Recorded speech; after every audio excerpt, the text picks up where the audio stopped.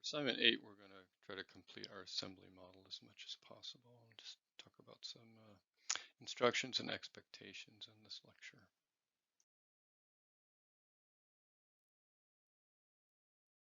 So at this point, you should have something that looks a lot like this, and what we're going to do is add some of the other features that will make it a bike that you could ride. For example, we're going to need foot pegs, a place to put your feet when you're riding the bike. You need to mount the shock absorber, so we'll have to design and affix some mounts to the frame and to the swing arm. We'll install the shock absorbers. We'll create some chains and install those. We'll make handlebars, a seat, and you can just make a seat that fits your frame, some fenders, as well as fender brackets, and then the fasteners, the major fasteners that kind of hold the bike together.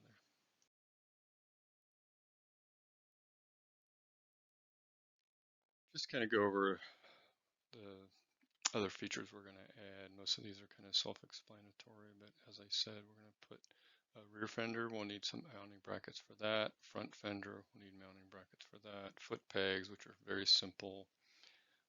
We will mount our shock absorbers, but to do that, we'll have to have some mounts. We'll need a lower mount that goes onto the swing arm and an upper mount that goes to the frame. Then we can attach the shock absorbers there. Try to keep those shock mounts as close to the rear axle as possible to make the suspension work. If you put them too close to the pivot point, they're not going to work that well. I need to make some handlebars, and I just made something kind of simple. Just don't make them too wide, too small, too gigantic. Try to fit something to the scale of the bike. Let's see, for the fenders, I think I said that we'll need fenders and as well as some way to mount those fenders. So you have to devise something to attach to the forks as well as to the frame back there. Now, as far as the forks go, you can't drill holes in the forks. You can't weld stuff to the forks. So you have to make some brackets that you can attach to the forks by bolting them on, clamping them or something. Also, we'll put some chains. We'll need two chains, one that goes from the CVT to the jack shaft, the other that goes from the jack shaft to the rear sprocket. We'll also add nuts to the front and rear axles. We'll put bolts in the shocks. And let's see what else. Oh, I put wheel nuts, axle bearing bolt. Oh, axle bearing bolt. Oh yeah, hold the axle bearings onto the swing arm.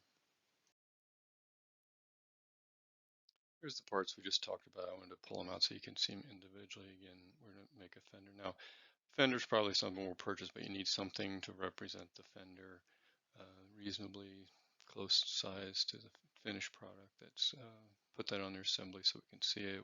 We'll make some simulated chains, and I've got a video to show you how I made mine. Foot pegs, that's easy. Extrude and notch a tube. The seat, you can just make a seat that will fit onto your frame. Now remember, a person needs to sit on the seat, so it shouldn't be some odd shape that doesn't fit a person. Handlebars, the nuts and bolts needed. My software, when I downloaded it, does not have the parts library. I had to just make some nuts and bolts. And then shock brackets, and I just made the same brackets for the upper and lower, but you can do whatever you want within reason on those shock brackets. So once you get those parts made, you should have a vehicle that looks like this. It's pretty complete. It looks like something that when you purchase a bike, this is what you get. Again, it's got a seat and handlebars, fenders, foot pegs, the chains are on there. Most of the bolts and nuts are on there. I think I'm missing a few, I know, but I think I got most of the parts on there. So there's a right side view of the bike, and there's a left side view of the bike. Deliverables for this assignment. Once you get the work done, I want to see some nice big drawings so I can see how the parts fit together, see what the assembly looks like. So a nice, on a B-size piece of paper, a nice large assembly model. One view, let's do one of the left side. Second drawing will be a large view of the right side. And then the third drawing will be an orthographic front top right of the bike. And again, try to make it big as you can so it fits on the page. Just be reasonable about the scale. Thinking those are like quarter scale for me, but you can see what fits. Your bike is a little bit different size than mine.